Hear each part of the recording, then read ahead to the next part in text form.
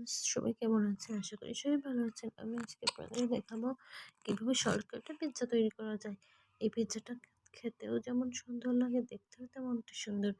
এখন পিৎজাটা কত সফট হয় আর খেতেও খুব মজা লাগে। পিৎজাটা দেখুন, পিৎজাটা কত সুন্দর হয়েছে দেখতে। পিৎজাটার ডেকোরেশনটা হেভি হয়েছে আর খেতেও ওরকম হয়েছে। সবই ঘরে থাকা উপকরণ দিয়ে তৈরি করা আমার এই পিৎজাটা। খেতে খুবই মজা লাগবে।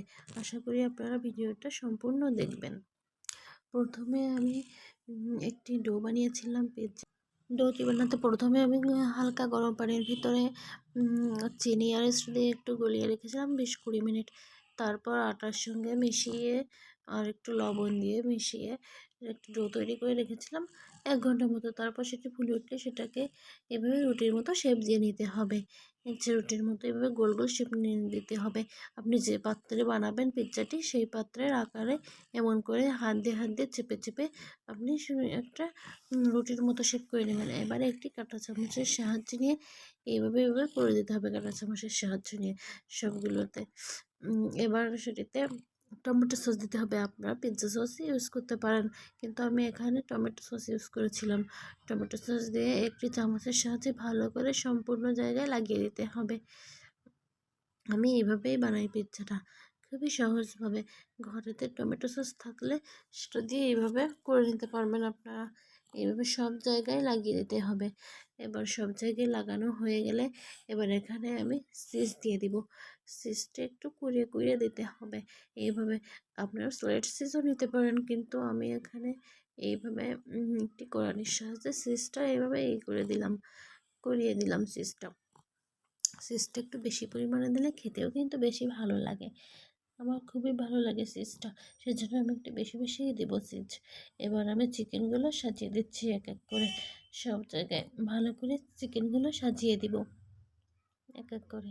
দেখুন কীভাবে সাজাতে হবে চিকেনগুলো। চিকেনটি আমি ভেজে নিয়েছিলাম। চিকেনটি আমি পেঁয়াজ, রসুন, আদা বাটা, লঙ্কা বাটা দিয়ে একটু ভেজে নিয়েছিলাম। এবার এখানে দিয়ে দেব পেঁয়াজ। পেঁয়াজ আপনারা বিভিন্নভাবে কাটতে পারেন, আমি এভাবে রিং করে কেটেছিলাম। এইভাবে রিং করে পেঁয়াজগুলো কেটে কেটে এইভাবে সাজিয়ে নেব। আমি অন্যভাবেও কেটেছিলাম, আমি দুইভাবে পেঁয়াজগুলো কেটেছিলাম। এইভাবে দেখুন, যেমনটি চিলি চিকেনে ইউজ করা হয় তেমনভাবে কেটেছিলাম পেঁয়াজগুলো। এতে করে দেখতে খুবই সুন্দর লাগবে। এবার আমি দিয়ে দেবো এখানে ক্যাপসিকাম, সবুজ ক্যাপসিকামগুলো এইভাবে কেটে কেটে দিতে হবে। দেখুন আমি এইভাবে কেটে এইভাবে সাজিয়ে সাজিয়ে দিয়েছিলাম সব জায়গায়। এইভাবে আপনার পছন্দ অনুযায়ী সাজাতে পারেন। আমি এটিকে এইভাবে সাজিয়েছিলাম। যখন আমার কিছু খেতে ইচ্ছা হয় না, তখন আমি ঘরে থাকা উপকরণ দিয়ে এইভাবেই আমি পিৎজাটি বানিয়ে থাকি। এইভাবেই বানিয়ে খাই আমি পিৎজা। খুবই সুন্দর লাগে খেতে। এই দেখুন পিৎজাটি কত সুন্দরভাবে সাজাচ্ছি। এবার সাজানো হয়ে গেলে এবার আরও একটু চিজ দিয়ে দিতে হবে উপর দিয়ে। ভালো করে চিজ দিতে হবে। আমি খুবই ভালো করে চিজ দিয়ে দেবো উপর দিয়ে। এই দেখুন কোরানির সাহায্যে দিয়ে দেব। আমার একটু চিজ বেশিই লাগে, আমি চিজ বেশিই খাই পিৎজাতে। আপনারা আপনাদের পরিমাণ অনুযায়ী দিতে পারেন। অবশ্য পিৎজাতে চিজের পরিমাণ একটু বেশি হলে খেতেও ভালো লাগে। দেখুন এবার পিৎজাটি রেডি হয়ে গেল। এবার এটাকে আমি গ্যাসের চুলায় বসিয়ে দিব। প্রথমে একটি কড়াই নিয়েছি এখানে, ভাজার কড়াই। তখন সেখানে আমি একটু জল দিয়ে দিলাম। জল দেওয়ার পরে পিৎজার প্যানটি বসিয়ে দিলাম। বসিয়ে দিয়ে গ্যাসটা অন করে দিলাম। প্রথমে হাই হিটে দিতে হবে। এবার হাই হিটে দিয়ে তারপর কয়েক মিনিট রাখতে হবে। এবার আমি ওর উপরে একটি ঢাকনা দিয়ে দিলাম। ঢাকনার উপরে ওই ছিদ্রটি বন্ধ করার জন্য একটু টিস্যু পেপার গুঁজে দিলাম, যাতে ওখান থেকে কোনো হাওয়া বেরোতে না পারে সেই জন্য। এবার আবার কিছুক্ষণ পর এসে আমি কিন্তু একটি লো মিডিয়ামে দিয়েছিলাম, সেটা আমি দেখাতে পারিনি। এবার পিৎজাটি পারফেক্ট হয়েছে কিনা সেটা দেখতে হবে কিছুক্ষণ পরে। পিৎজাটি তৈরি করতে বেশি সময় লাগে, 15-20 মিনিটের মতো টাইম লাগে পিৎজাটি তৈরি করতে। দেখুন পিৎজাটি হয়েছে কিনা আমি চেক করছি। এটা আমি খুন্তির সাহায্যে এভাবে উঠিয়ে দেখবো, দেখি তলে হয়েছে কিনা। একটু ব্রাউন কালার হয়েছে, এই কালারটি হলেই বুঝতে হবে যে আপনার পিৎজাটি পারফেক্ট হয়ে গিয়েছে। এখন আমি এই পিৎজাটি নামিয়ে নিব। চলুন, এখন আমি একটা কাঠের পাত্রে পিৎজাটিকে নামিয়ে নিলাম।